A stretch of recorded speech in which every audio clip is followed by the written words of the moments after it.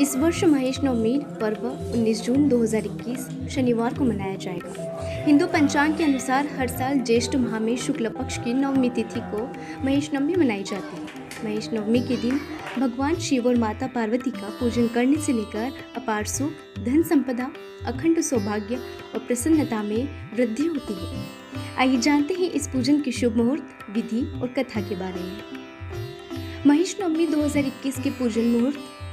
नवमी तिथि का प्रारंभ शुक्रवार 18 जून रात 8:35 से, समापन तिथि शनिवार 19 जून शाम 6:45 पर। पूजन विधि। महेश नवमी के दिन शिवलिंग तथा भगवान शिव परिवार का पूजन अभिषेक किया जाता है। भगवान शिव को पुष्प, गंगाजल और बेलपत्र आदि चढ़ाकर पूजन किया जाता है। डमरू बजाकर भगवान शिव की आराधना की जाती है। मां पार्वती का पूजन एवं स्मरण करके विशेष आराधना की जाती है। कथा। एक खड़गल सेन राजा था। प्रजा राजा से प्रसन्न थी। राजा व प्रजा के धर्म के कार्यों में संलग्न थे, पर राजा को कोई संतान नहीं होने के कारण राजा दुखी रहते थे। राजा ने पुत्र प्राप्ति की इच्छा से कामिष्ठी यज्ञ करवाया। ऋषि मुनियों ने राजा को वीर व पराक्रमी पुत्र होने का आशीर्वाद दिया, लेकिन साथ में यह भी कहा 20 वर्ष तक उसे उत्तर दिशा में जाने से रोकना। 9वें माह प्रभु कृपा से पुत्र उत्पन्न हुआ। राजा ने धूमधाम से नामकरण संस्करण करवाया और उस पुत्र का नाम सुजान कंवर रखा। वह वीर, तेजस्वी व समस्त विद्याओं में शीघ्र ही निपुण हो गया। एक दिन एक जैन मुनि उस गांव में गए। उनके धर्मोपदेश से कुंवर सुजान बहुत प्रभावित हुए। उन्होंने जैन धर्म की दीक्षा ग्रहण कर ली और प्रवास के माध्यम से जैन धर्म का प्रचार प्रसार करने लगे। धीरे धीरे लोगों की जैन धर्म में आस्था बढ़ने लगी। स्थान स्थान पर जैन मंदिरों का निर्माण होने लगा। एक दिन राजकुमार शिकार खेलने वन में गए और अचानक ही राजकुमार उत्तर दिशा की ओर जाने लगे। सैनिकों के मना करने पर भी वह नहीं माने। उत्तर दिशा में सूर्यकुंड के पास ऋषि यज्ञ कर रहे थे।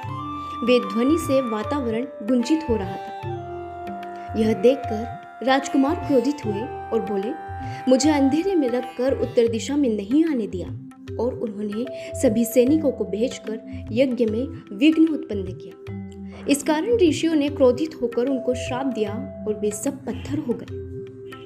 राजा ने यह सुनते ही प्राण त्याग दिए। उनकी रानियां सती हो गई। राजकुमार सुजान की पत्नी चंद्रावती सभी सैनिकों की पत्नियों को लेकर ऋषियों के पास गई और क्षमा याचना करने लगी। ऋषियों ने कहा कि हमारा श्राप विफल नहीं हो सकता, पर भगवान भोलेनाथ व मां पार्वती की आराधना करो। सभी ने सच्चे मन से भगवान की प्रार्थना की और भगवान महेश व मां पार्वती ने अखंड सौभाग्यवती व पुत्रवती होने का आशीर्वाद दिया। चंद्रावती ने सारा वृतांत बताया और सबने मिलकर 72 सैनिकों को जीवित करने की प्रार्थना की। महेश भगवान पत्नियों की पूजा से प्रसन्न हुए और सबको जीवन दान दिया। भगवान शंकर की आज्ञा से ही इस समाज के पूर्वजों ने क्षत्रिय कर्म छोड़कर वैश्य धर्म को अपनाया। इसलिए आज भी माहेश्वरी समाज के नाम से इसे जाना जाता है। समस्त माहेश्वरी समाज इस दिन श्रद्धा व भक्ति से भगवान शिव व पार्वती की पूजा अर्चना करते हैं। वेब दुनिया की सभी से अपील है कि भीड़ भाड़ से बचें, मास्क पहने व सैनिटाइजर का इस्तेमाल करें। साथ ही सोशल डिस्टेंसिंग का पूरा पालन करें।